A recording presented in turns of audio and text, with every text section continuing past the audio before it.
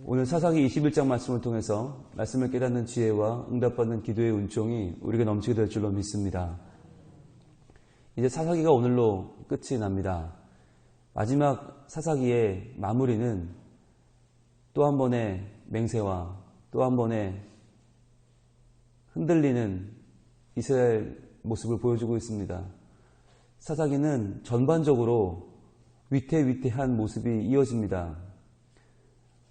죄를 범하고 하나님의 징계가 임하고 그 징계 가운데에서 두려워 떨며 부르짖고 그 회개를 통하여 하나님이 사사를 세워주시고 그 사사에게 하나님의 영이 임하여 적군을 물리치고 다시 평화가 찾아오고 그러나 또 한 번의 하나님을 거역하는 반역이 싹트고 이러한 위태위태한 우리 인생의 커다란 흐름이 이제 오늘 마무리가 되는데 그 마무리조차도 이스라엘 백성은 여전히 혼란 가운데 있습니다. 1절입니다. 이스라엘 사람들이 미스바에서 맹세하여 이르기를 우리 중에 누구든지 딸을 베냐민 사람에게 아내로 주지 아니하리라 하였더라. 19장과 20장에서 이어지던 그 베냐민 사람들과 이스라엘 모든 지파와의 거대한 싸움 후에 이스라엘은 가까스로 베냐민 지파에게 승리를 거둡니다. 물론 숫자로만 보면 40만 명 대 2만 6천 명, 말도 안 되는 싸움이었는데 그 싸움이 두 번에 걸쳐서 오히려 이스라엘이 집니다. 베냐민에게 지면서 전쟁에 끌려가는데 마지막에 회개하고 하나님의 은혜를 구해서 이스라엘 백성들이 승리를 거둡니다. 그런데 승리를 거두고 나서 봤더니 이제 베냐민 사람들에게는 치가 떨리는 거예요. 야, 베냐민 저 독한 놈들, 저 이놈들 몇 명 안 되는 놈들이 지들이 나쁜 짓을 저질러 놓고서 회개하지도 않고 자기네 그 나쁜 놈들을 싸고 돌면서 자기네 베냐민 지파라고 해서 우리와 감히 전쟁을 해? 베냐민은 막내 지파 아니에요. 감히 형들과 전쟁을 벌여서 지들이 과연 이게 말이 돼? 그러면서 결심을 한 거예요. 맹세를 한 거예요. 우리 아무도 베냐민 지파에는 딸을 주지 말자 결정을 했어요. 그리고는 이제 꽝꽝꽝 찍었어요. 이제 다 지켜야 돼. 이거 안 지키면 죽어. 그랬어요. 그런데 그거 말을 해놓고 바로 깨닫게 된 것은 야, 그럼 이제 베냐민 사람들은 이제 어떻게 하냐? 왜냐하면 베냐민에 지금 누가 남았는가 한번 보겠습니다. 어제 20장 마무리가 되는데요. 46절 볼까요? 20장 46절. 이날에 베냐민 사람으로서 칼을 빼는 자가 엎드러진 것이 모두 2만 5천 명이니 다 용사였더라. 2만 5천 명이 죽었습니다. 전쟁을 했으니까 다 남자죠. 남자만 2만 5천 명이 죽고 누가 남았나? 47절. 베냐민 사람 600명이 돌이켜 광야로 도망하여 림몬 바위에 이르러 거기서 넉 달 동안을 지냈더라. 600명, 남자 600명이 지금 림몬 바위에 숨어서 겨우겨우 살아남았고 나머지는요. 48절. 이스라엘 사람이 베냐민 자손에게로 돌아와서 온 성읍과 가축과 만나는 자를 다 칼날로 치고 닥치는 성읍은 다 불살랐더라. 결국 베냐민 성을 완전히 초토화시킨 것입니다. 지금 이 전쟁에서 이스라엘 백성들은 숫자도 월등히 많았는데 자기네가 초반에 두 번의 전쟁을 지면서 베냐민에 대해서 아주 많은 악감정이 쌓인 거죠. 그리고는 끝까지 멸절하게 되는 거죠. 마치 가나안 사람과 전쟁하듯이. 이게 동포 간의 전쟁이 아니라 가나안을 멸절하듯이 다 죽여버렸단 말이에요. 만나는 사람을 다 죽였어요. 그러니까 몇 명 남았냐? 림몬 바위에 숨은 남자 600명만 남은 거예요.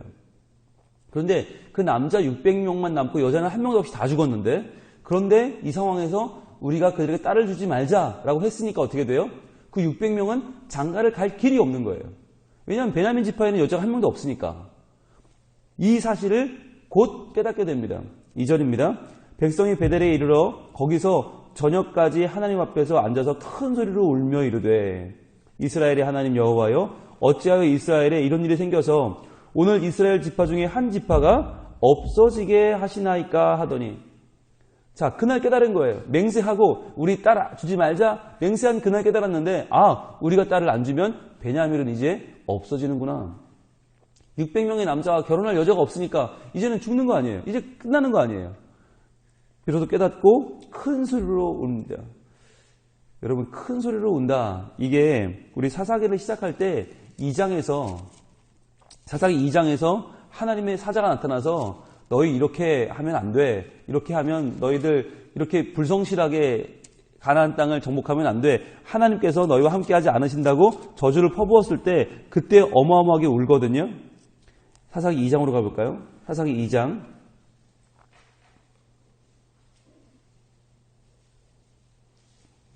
4절 여호와의 사자가 이스라엘 모든 자손에게 이 말씀을 이르매 백성의 소리를 높여 운지라. 자, 사사기를 시작할 때 이스라엘 백성이 울면서 시작을 했어요. 왜냐하면 하나님께서 그들에게 하라고 행하신 걸 하지 않았거든요. 2장 1절부터 한번 보겠습니다. 2장 1절부터 여호와의 사자가 길갈에서부터 복임으로 올라와 말하되 여호와의 사자가 말하죠.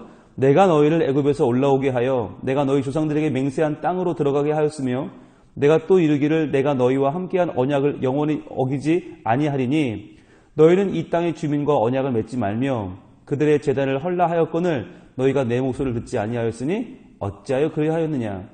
그러므로 내가 또 말하기를 내가 그들을 너희 앞에서 쫓아내지 아니하리니 그들이 너희 옆구리에 가시가 될 것이며 그들의 신들이 너희에게 올무가 되리라 하였노라.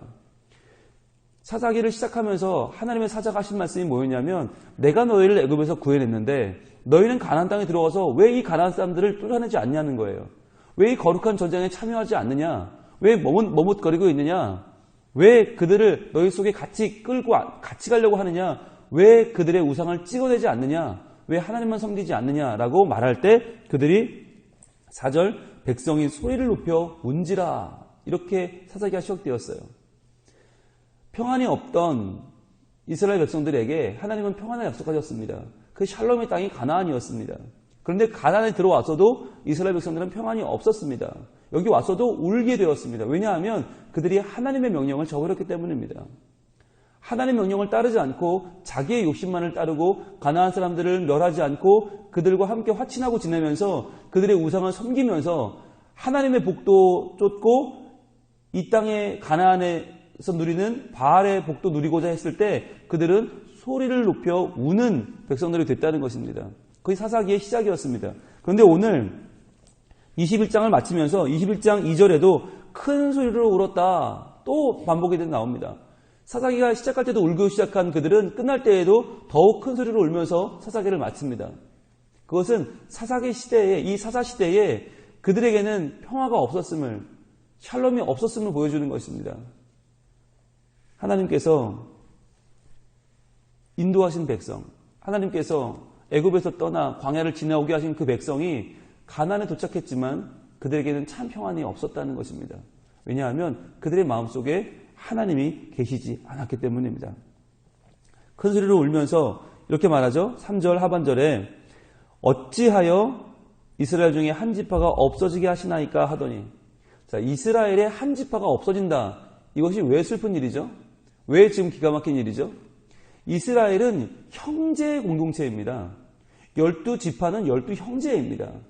12형제 가운데 한 형제가 지금 없어지게 된 것입니다. 그런데 그 없어지게 된 게 외적의 침입이 아니에요. 그동안 수많은 미디안의 침입, 동방 사람들의 침입, 아말렉의 침입, 블레셋의 침입이 있었지만 이스라엘은 그때마다 한 공동체로 버텨냈어요. 견뎌냈어요. 그런데 이제는 자기끼리의 내분으로 자기 이스라엘 안의 싸움으로 인해서 한 지파가 지금 없어질 위기에 처하게 된 것입니다. 이것이 지금 기가 막힌 일인 거죠. 자, 그리고 나서 슬피 운 뒤에 4절입니다. 이튿날에 백성이 일찍 일어나 거기에 한 제단을 쌓고 번제와 화목제를 드렸더라. 일면 정신을 차리는 것 같아요. 자, 하나님께 제사를 드리고 이제 하나님께 지혜를 얻을 것 같아요. 그런데 보세요. 아까 1절에 맹세할 때도 하나님께 구하지 아니했거든요. 자기 성격대로 성질대로 맹세해버렸거든요. 그리고 이제 어떡하냐. 그런데 여기서도 제사를 드렸지만 하나님께 묻지 않고 또 한 번에 이 사람들이 맹세를 합니다. 5절입니다. 이스라엘 자손이 이르되 이스라엘 온 지파 중에 총회와 함께하여 여호와 앞에 올라오지 아니한 자가 누구냐 하니 이는 그들이 크게 맹세하기를 미스바에 와서 여호와 앞에 이르지 아니하는 자는 반드시 죽일 것이라 하였습니다. 자, 또 한 번의 맹세를 하는데 그 맹세도 역시 하나님 앞에서 한 것이 아니에요. 뭐라고 맹세했냐면 지금 이 미스바에 와서 우리가 함께 지금 통곡하는 중인데 누가 올라오지 않았냐? 올라오지 않은 사람은 다 죽이자라고 또 맹세를 하는 거예요. 참 이해가 안 되는 일이죠. 자기네가 지금 맹세를 잘못해놓고 그 맹세 때문에 지금 일을 벌려놓고 그 맹세를 한 곳에 오지 않은 사람들은 우리 죽이자. 그러니까 자꾸만 엉뚱한 곳으로 그들이 주의를 지금 돌리고 있는 거죠. 그러면서 6절 이스라엘 자손이 그들의 형제 베냐민을 위하여 뉘우쳐 이르되 오늘 이스라엘 중에 한 지파가 끊어졌도다.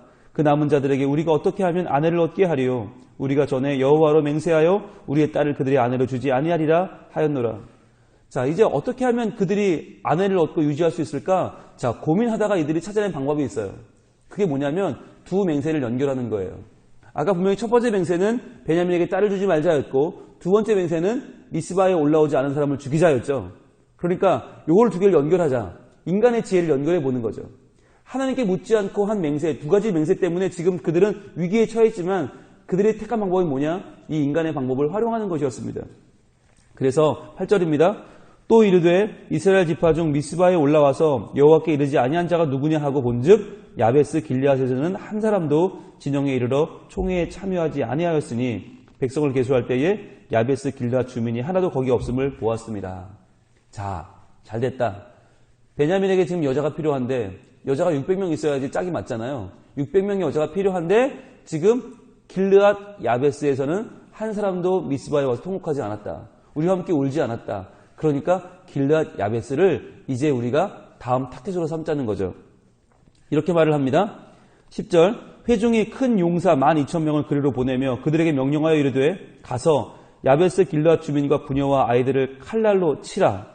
너희가 행할 일은 모든 남자 및 남자와 잔 여자를 진멸하여 바칠 것이니라 하였더라. 그들이 야베스 길르앗 주민 중에서 젊은 처녀 400명을 얻었으니 이는 아직 남자와 동침한 일이 없어 남자를 알지 못하는 자라 그들을 실로 진영으로 데려오니. 길르앗 야베스 거기도 이스라엘 백성이에요. 거기도 동족이에요. 근데 그 동족들을 단순히 우리와 함께 미스바에 와서 울지 않았다는 이유만으로 거기를 다 진멸해 버리라는 거예요. 다 진멸해 버리고 그 중에서 아직 남자와 자지 않은, 남자와 동침하지 않은 처녀 400명을 데려오라는 거예요. 그리고는 그 400명을 베냐민에게 주자는 거죠. 이게 해결이라는 거예요. 여러분, 해결책입니까?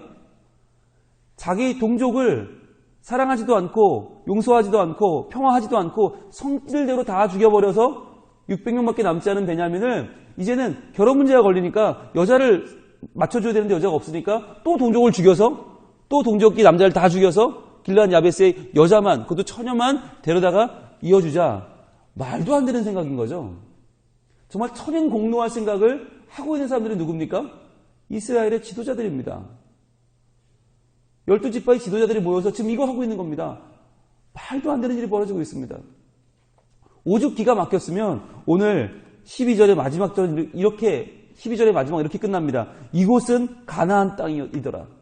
이곳은 가나안 땅이더라. 이게 얼마나 끔찍한 말입니까? 가나안 땅에선 다 이렇게 했다는 거예요. 가나안 땅은 이렇게 해도 된다는 거예요.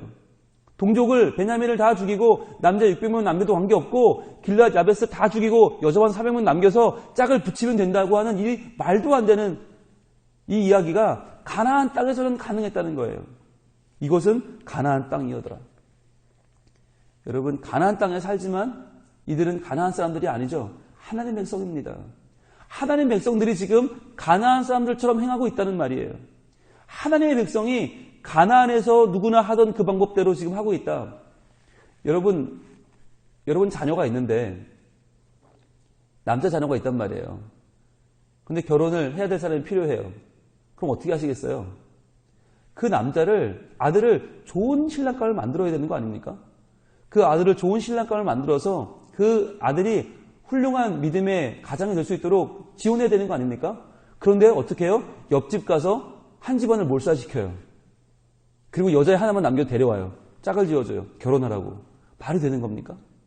마치 지금 이런 말도 안 되는 남자 600명, 여자 400명, 짝만 맞추면 되겠네. 자, 결혼시켜. 이런 식으로 마치 동물들을 연결시키는 것처럼 짝짓기를 하듯이 이스라엘 백성이 자기의 지파를 이렇게 마음대로 농락하고 있는 것입니다. 어떻게 이런 일이 가능합니까? 왜 이렇게 되었습니까? 오늘 21장의 마지막은 이렇게 말씀하죠. 25절 사사기의 모든 마무리는 이렇게 끝납니다. 그때에 이스라엘에 왕이 없으므로 사람이 각기 자기의 소견에 옳은 대로 행하였더라. 자기 마음대로 맹세하고 그 맹세를 지키기 위해서 또 다른 맹세를 하고 그 맹세를 지키기 위해서 맹세와 맹세를 연결하고 그래서 인간의 지혜대로 함부로 사람을 죽이고 그리고 하나님이 정하신 가장 중요한 공동체인 가정을 깨뜨리는 것. 가정이 사랑하여 평화 가운데 이루어지는 것이 아니라 칼과 창으로 찔러 죽이고 빼앗아 와서 연결시키는 그러한 천행공노할 만한 가정의 파괴가 이 사사기 시절에 일어났다는 것입니다. 왜 그런 것입니까? 그때 이스라엘이 왕이 없었기 때문이다. 하나님이 왕이 되지 못하는 시대, 하나님이 왕이 되지 못하는 공동체의 아픔이 어떤 것인지를 지금 성경은 우리에게 증거하고 있습니다.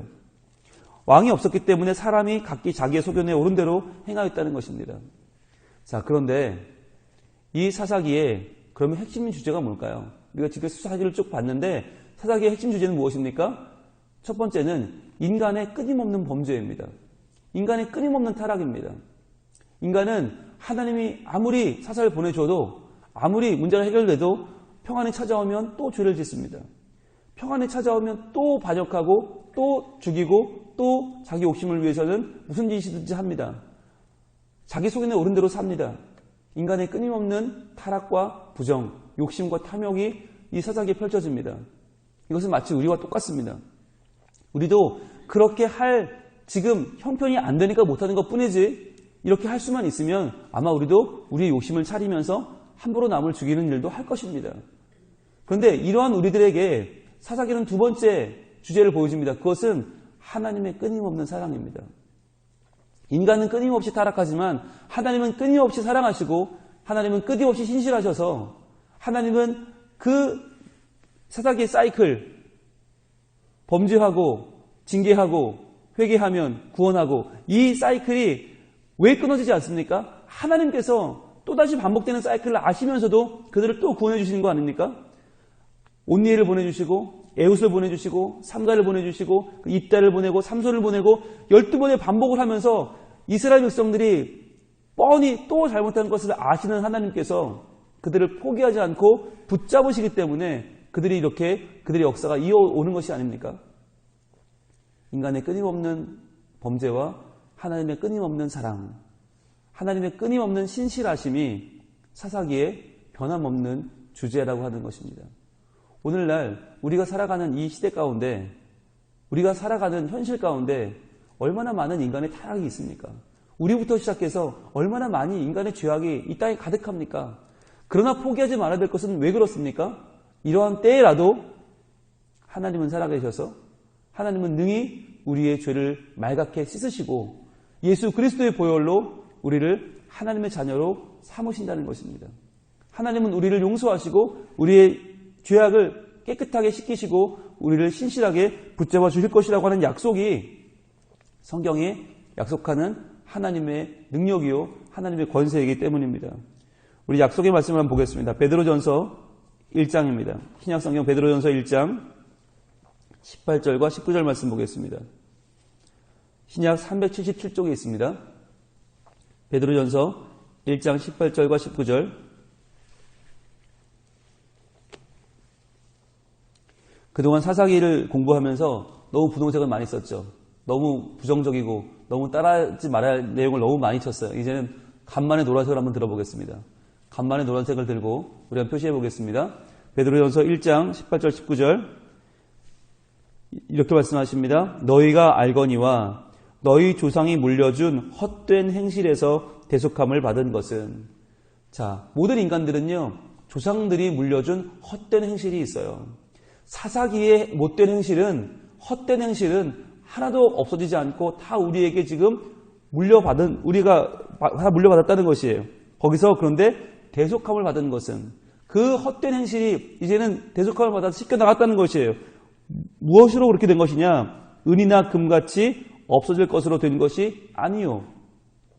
우리의 헛된 행실, 조상으로부터 내려오던 그 헛된 죄와 탐욕이 대속을 받은 것은 은과 금이 아니라 무엇으로 된 것입니까? 19절 같이 읽을게요. 시작. 오직 흠없고 점없는 어린 양 같은 그리스도의 보배로운 피로 된 것이니라. 아멘. 오직 점없고 흠없고 점없는 어린 양 같은 그리스도의 보배로운 피, 그 보혈의 능력이 우리를 조상으로부터 물러내려오는 헛된 행실에서 대속하셨다는 것입니다. 그 피가 아니었다면 우리는 여전히 사사기의 시대를 지금 반복하고 살 수밖에 없어요.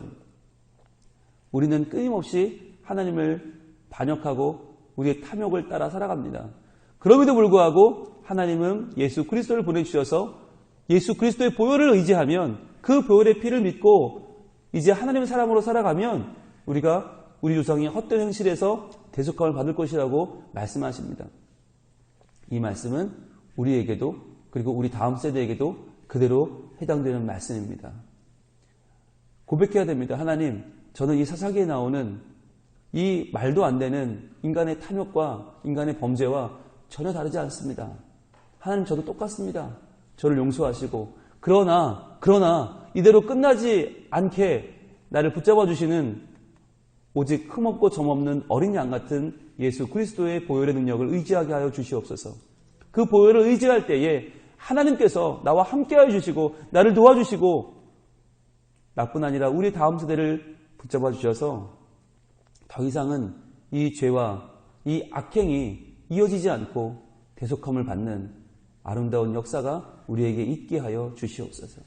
하나님, 우리를 도와주시고 이 혼란의 때에, 이 이성이 마비되어 있는 것 같은 이러한 때에 오직 하나님께서 나를, 그리고 우리 교회를, 우리 민족을, 우리 나라를 붙잡아 주셔서 하나님의 은혜로, 하나님의 사랑으로 충만한 믿음의 나라를, 믿음의 공동체를 만들어 주시옵소서.